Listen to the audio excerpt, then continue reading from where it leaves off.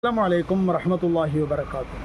മഹാനായ നബി സല്ലല്ലാഹു അലൈഹി വസല്ലം തങ്ങളുടെയും സഹാബിമാരുടെയും ബദറിലേക്കുള്ള ഇറക്കം, അവർ നേരെ പോകുന്നത് ബദറിലേക്കാണ്. കാരണം ഷാമിൽ നിന്ന് കച്ചവട സംഘങ്ങൾ മക്കായിലേക്ക് പോകുന്നത് ബദർ എന്ന സ്ഥലത്ത് വെച്ചാണ്. അത് ചെറിയൊരു ഇടത്താവളമാണ്.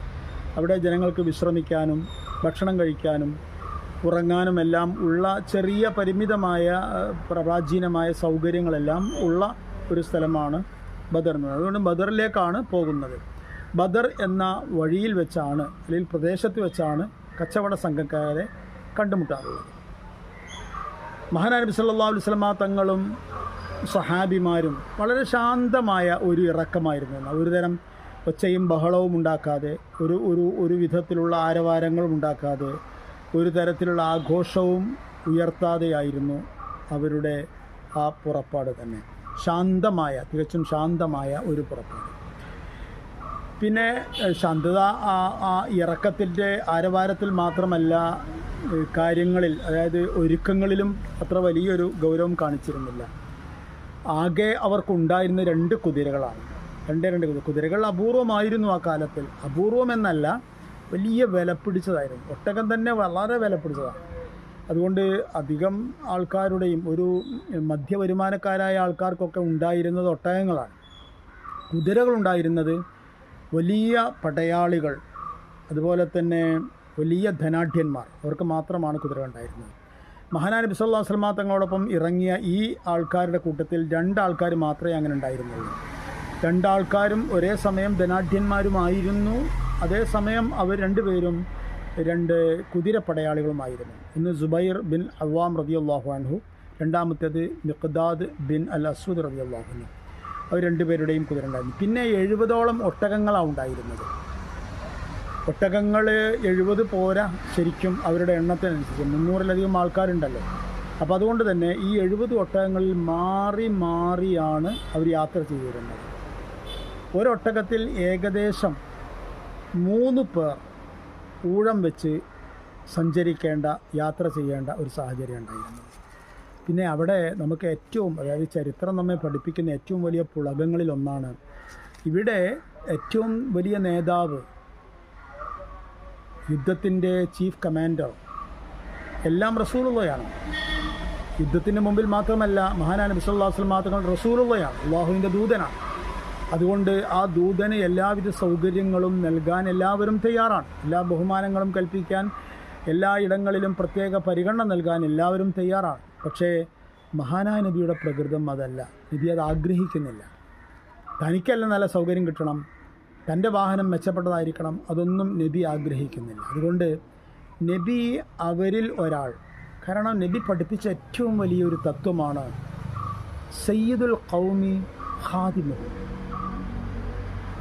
ഒരു ജനതയുടെ നേതാവ് അവരുടെ ഭൃത്യനായിരിക്കേണ്ടതാണ്. നബി അങ്ങനെയാണ്. അതുകൊണ്ട് നബി സല്ലല്ലാഹു അലൈഹി വസല്ലം തങ്ങളും ബദറിലേക്ക് പോകുമ്പോൾ ഊഴം വെച്ചാണ്, അതായത് മറ്റുള്ളവരുമായി ഊഴം വെച്ചുകൊണ്ടാണ് യാത്ര പോകുന്നത്. ഒരൊട്ടകപ്പുറത്ത് അലി റളിയല്ലാഹു അൻഹു, മർസദ് ഇബ്ൻ അബൂ മർസദ് അൽ ഗനവി റളിയല്ലാഹു അൻഹു, ഈ 2 പേരായിരുന്നു നബി സല്ലല്ലാഹു അലൈഹി വസല്ലം തങ്ങളുമായി ഊഴം പങ്കിട്ടിരുന്നത്. അപ്പോൾ നബി സല്ലല്ലാഹു അലൈഹി വസല്ലം തങ്ങൾ സ്വാഭാവികമായും ആദ്യം കയറി, കുറച്ചങ്ങ് എത്തിയാൽ നബി വാഹനം നിർത്തി ഇറങ്ങുകയാണ്. പിന്നെ അടുത്ത ആൾ കയറണം, ഒന്നുകിൽ അലി കയറണം, അല്ലെങ്കിൽ മർസദ് കയറണം.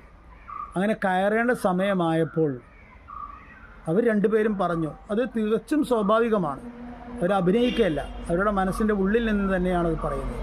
പറഞ്ഞു, നഹ്നു നംഷി അൻക യാ റസൂലല്ലാഹ്, ഞങ്ങൾ നടന്നോളാം നബിയെ, നിങ്ങൾ പ്രശ്നമാക്കേണ്ട, നിങ്ങൾ വാഹനപ്പുറത്ത് തന്നെ ഇരുന്നോളൂ, ഞങ്ങൾ നടന്നോളാം എന്ന്. അതിന് മഹാനായ നബി സല്ലല്ലാഹു അലൈഹി വസല്ലം തങ്ങൾ നൽകിയ ഒരു മറുപടിയുണ്ട്. ഏതൊരു മുഅ്മിനായ മനുഷ്യനും, ഏത് തരത്തിലുള്ള ഉത്തരവാദിത്വം കൈയാളുന്ന മനുഷ്യനും മനസ്സിലാക്കിയിരിക്കേണ്ട ഒരു രംഗമാണിത്, ഒരു മുഹൂർത്തമാണിത്, ഒരു വചനമാണ്. നബി സല്ലല്ലാഹു അലൈഹി വസല്ലം തങ്ങൾ പറഞ്ഞു, മാ അൻതുമാ ബി അഖ്വാ മിന്നി. 2 കാര്യങ്ങളാണ് നബി പറഞ്ഞത്. നിങ്ങൾ 2 പേരും എന്നേക്കാൾ ആരോഗ്യവാന്മാരൊന്നുമല്ല.